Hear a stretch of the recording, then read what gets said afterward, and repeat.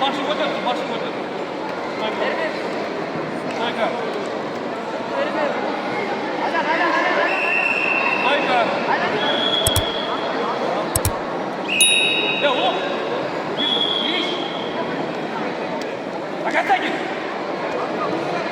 Biraz dur. Taşma, dayanma. Yaşı. Git. Boş dur hocam. İşte. Boş dur da kalsın. Arka çık.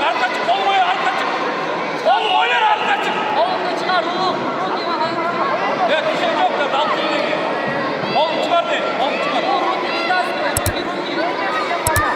Çabuk oğlum. Все, туш. Düşe.